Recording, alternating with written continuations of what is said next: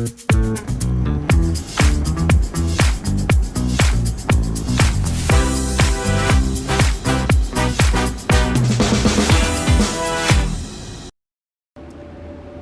pemirsa Opini, kita kembali lagi nih ngobrol bersama dengan Nick ya. Oke, kita akan ngobrol di hari ini seputar tentang dunia kopi, karena dunia kopi itu sangat banyak sekali yang bisa diulik-ulik, dia ngobrolin Nick ya. Insight-nya sangat dalam sih kayaknya. Dalam. Nah, kalau di Nick sendiri, ini kan biasanya setiap barista kan punya bisa ngobrol sama konsumen yang enak untuk nikmatin kopi itu kopi yang seperti apa, terus juga kopi yang sehat. Karena kan orang banyak beranggapan, wah jangan sering-sering minum kopi gitu, atau jangan sering ke coffee shop karena nanti rawan diabetes lah segala macem gitu. Nah kalau dari Nick sendiri gimana nih tentang untuk fenomena kopi yang memang benar-benar sehat gitu untuk dinikmati? Kalau aku sih ngerasa kayak kalau ngomong sehat, kayak banyak hal di dunia banyak yang nggak sehat kan, basically gitu mas. Tapi kalau aku lebih yang ngerasa kalau kopi sebetulnya nggak sehat gulanya, bukan kopinya gitu. Oh, oke. Kayak aku pernah baca di beberapa artikel tuh yang ngomong bahwa kita tuh tiap hari 1 sampai 2 gelas satu per hari tuh itu tuh bisa ngebantu metabolisme tubuh, terus antioksidan kopi kan lumayan tinggi kan, mas, apalagi di Arabica. Jadi kayak aku ngerasa bisa jadi pilihan yang oke buat kita ngopi. Nah ini di depan ini kan sudah ada nih ya. Sengaja kemarin kita telepon Nick harus dong nge-serve kita dong gitu. Oke, langsung aja nih, Nick akan buat.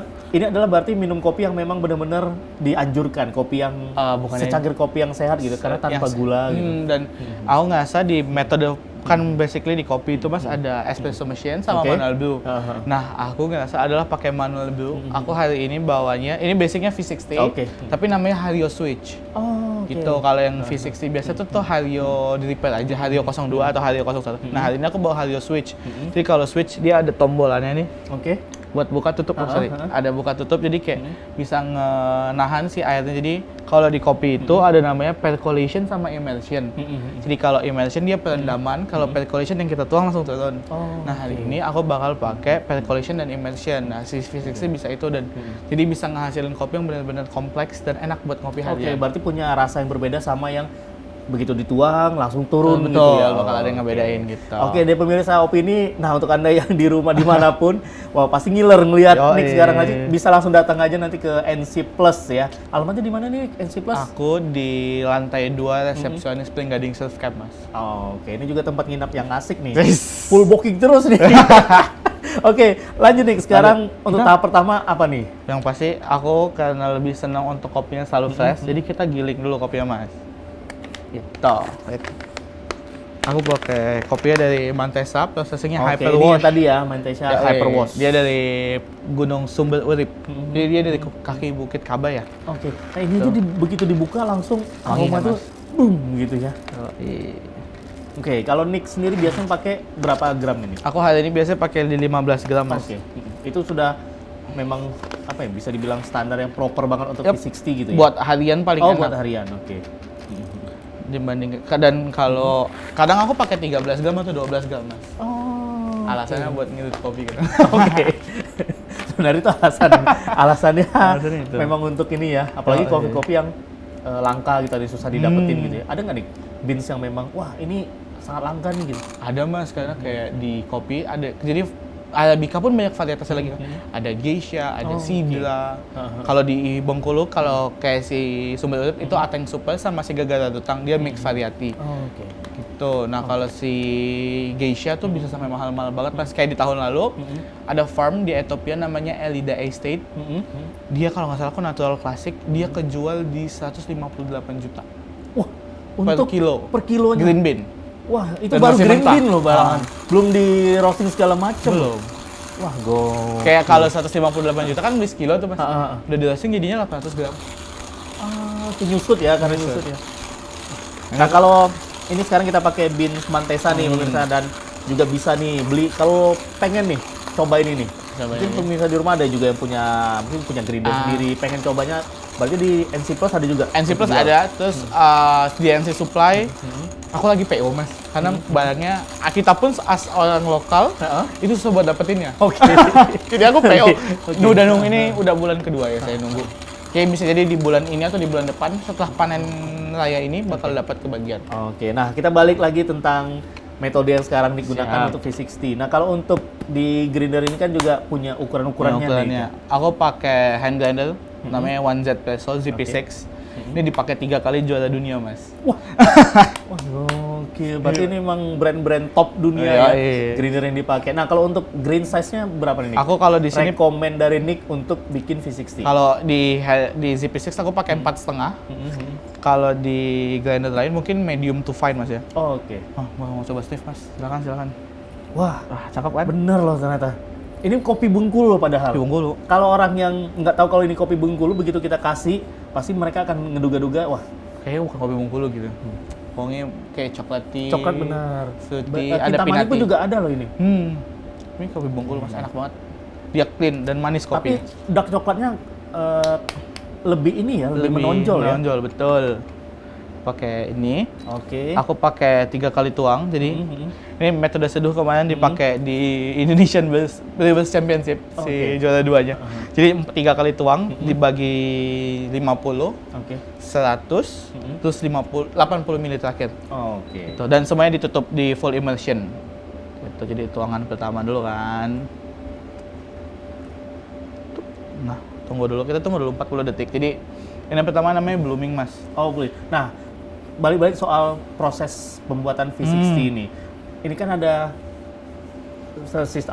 proses blooming ya. Blooming. Nah, ini memang SOP seperti itu atau memang sesuai si barista sendiri pengen nemuin rasa yang seperti apa? Kalau blooming itu kalau aku ngerasa wajib sih, Mas. Wajib tidak wajib ya sebetulnya, karena balik lagi ke preferensi kan. Tapi basically tuangan pertama tuh kan tadi ada gelembung, ini ada gelembung-gelembungnya kan, Mas. Nah, gelembung-gelembungnya itu tuh ada gas karbon. Jadi biasanya setelah di roasting bakal ngeluarin karbon. Nah, karbonnya ini tuh yang kita buang pertama kali gitu. Nah, terus ini tuangan kedua.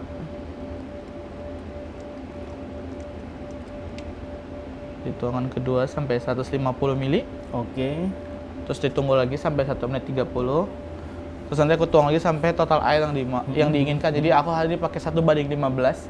Jadi masuk 15 gram, keluarnya jadi 1 gram kopi bakal pakai 15 ml. Jadi total air di 230 ml kurang lebih. Oke, jadi seperti ini. Cuman dipecah 3 kali step. Berarti 3 kali step. Berarti ini nggak perlu diapa-apain lagi, nggak perlu diaduk-aduk, diamin aja gitu ya. Terus hari ini aku bawa gelas.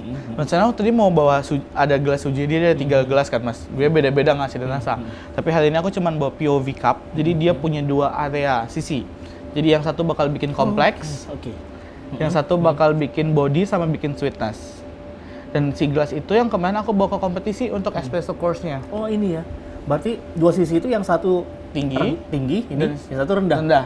Yang tinggi bakal bikin kompleks sama aromatic, yang rendah bakal bikin body sama kopinya jauh lebih manis. Nah ini tadi pemirsa, saya kira ini memang bentuk gelasnya yang unik seperti ini, ternyata ada fungsinya. Namanya POV cup. POV. Jadi yang buat itu salah satu, yang tahun ini dia juara Indonesian Barista Championship, si Mas Muhammad Aga, dia bikin gelas ini. Itu memang buat ngebantu kita, buat ngedevelop kopinya biar lebih enak. Kompleks loh untuk menikmati secangkir kopi, dari gelas aja punya kriteria sendiri gitu. Betul, kayak gelas kaca dan gelas keramik juga berbeda kan, Mas? Gitu. Nah ini sudah selesai, sudah sampai 2 menit 10 detik, terus aku buka. Terus kita tunggu sampai kering. Gampang banget kan bikinnya, tinggal tuang-tuang aja kan. Tinggal tuang-tuang, tapi memang apa ya, bisa dibilang untuk skill menuangnya pun juga punya skill gitu ya? Basically ya, Mas. Kayak kita menyesuaikan lah seberapa banyak agitasinya, seberapa kencang kita nuang. Terus kalau tadi saya lihat juga Nick nuangnya seperti apa ya, lingkarannya spiral, sebetulnya nyamuk bakar gitu. Aku sebetulnya biar bisa ngebahasain semua areanya, Mas, sama ngebantu dia punya agitasi. Dan itu ada patternnya khusus nggak, Nick? Memang nyeduhnya harus diputer gitu? Patternnya bisa menyesuaikan. Kita bisa center put, bisa muter, terus bisa zigzag. Itu tergantung target yang diinginkan. Berarti balik lagi nih pemirsa, opini yang saya tangkap untuk membuat secangkir kopi nikmat itu tergantung bagaimana cara kitanya, bener Nick ya? Betul. Setiap barista itu punya metode masing-masing. Karena basically, Mas, menurut aku ya, kopi enak banyak, tapi belum tentu sesuai sama selera kita. Kayak hitungannya, tahun ini kan aku udah lumayan banyak nyobain kopi ini. Kemarin ada nyobain Sidra dari Kolombia. Nah, dapat 2 Sidra. Dia sama-sama mahal. Tapi aku ngerasa, yang ini biasa aja. Yang ini dapat di kebun yang ini lebih enak gitu. Dan itu ada yang sudah jadi gitu ya? Wah, bener ini. Enak kan Mas, buat kopi Bengkulu. Ngiler loh padahal. Saya nggak nyangka ternyata kopi Bengkulu bisa jadi senikmat ini. Dari aromanya nih sangat unik ya. Betul. Karena dark coklatnya kuat. Terus juga bener yang tadi Nick bilang ada kacang-kacangnya loh. Ada peanut-nya. Kayak kopi Bengkulu rata-rata sih itu sih Mas. Kopi bule banget sebetulnya. Kopi bule itu lumayan senang sama nuts peanut. Aku nggak tahu kenapa. Kita orang Indo kan senang yang fruity, yang funky. Kalau bule mereka lebih senang yang peanut-y, coklat-y gitu. Kayak classic nuts. Berarti harusnya kopi kita Bengkulu ini bisa mendunia dong. Yoi, mari kita cobain Mas. Oke, nah untuk pertama ini yang Nick sarankan, kita akan coba nih. Dari yang tinggi? Dari yang tinggi dulu. Dari yang tinggi dulu, karena dia jauh lebih kompleks Mas. Oh.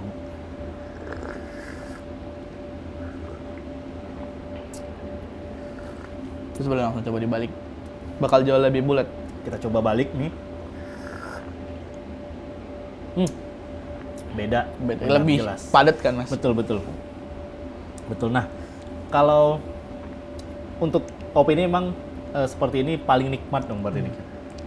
Dan jadi nggak usah ditambahin susu segala macam. Kopi Bengkulu ternyata cukup seperti ini aja udah nikmat Udah banget. enak. Terus dan yang menariknya lagi Mas, ini tuh yang ngerosting petani, bukan kami. Oh, Bukan kepala roaster saya, tapi ini petani yang ngerosting. Kayak aku ngerasa, wah ternyata petani Bengkulu pun mereka sudah bisa ngedapetin kopi yang enak, rasa yang enak. Jadi kayak benar-benar endingnya jadi menarik banget Mas. Gitu. Mas lebih senang yang mana? Saya lebih seneng sih yang pendek ini. Lebih padat Lebih ya? padat sih. Lebih terus juga lebih memang di mulut itu menyatu semuanya gitu loh. Si mouthfeel-nya emang jauh lebih bulat Mas. Gitu. Dan basically kita minum pakai gelas kaca dan gelas keramik pun bakal ngasilin yang beda. Oke, nah ini juga saya mau nanya lagi sama Nick nih. Mumpung lagi ada si ahlinya di sini pemirsa opini. Beberapa kali event-event kopi kan bisa kita lihat para teman-teman itu pada saat menikmati kopinya hisapan zup gitu. Betul. Nah, itu ada fungsi dan tujuannya. Sebetulnya Mas itu tuh tujuannya buat nembak ke semua palate. Kan lidah kita, mulut kita bakal banyak sekali area yang sensitif buat ngerasain. Basically biar kayak sprayer semprotan kan dia bakal nyebar kan Mas. Nah sama kayak itu. Jadi kayak kalau aku sekarang ya kalau ngopi lebih santai aja. Kita kayak selaku peminum kopi tuh nggak harus buat diseruput. Boleh diseruput tapi nggak harus seruput yang terlalu kencang gitu Mas. Kayak santai aja lah. Kecuali emang kebutuhannya mereka buat cupping. Gitu. Emang balik lagi tuh kebutuhannya buat apa gitu. Makanya kayak kalau diseruput kadang pun nggak maksimal. Oke, benar gitu ya. Dan kalau udah nikmatin kopi ini memang nggak bisa berhenti gitu. Saking cita rasa kopi Bengkulu ternyata bisa unik seperti ini gitu. Nah, dari sekian tahun Nick terjun ke dunia kopi, yang menurut Nick memang benar-benar kopi ini punya cita rasanya beda loh. Dan Nick pun sampai terkaget loh, kok ada loh rasa kopi seperti itu. Beans dari mana atau kopi dari mana Nick? Tapi kita akan nikmatin dulu secangkir kopi ini. Jawabannya disimpan dulu. Pemirsa Opini jangan kemana-mana, tetap di Opini. Setelah ini kita akan lanjut ngobrol bersama Nick. Tetap setia di Opini, obrolan pas di sini.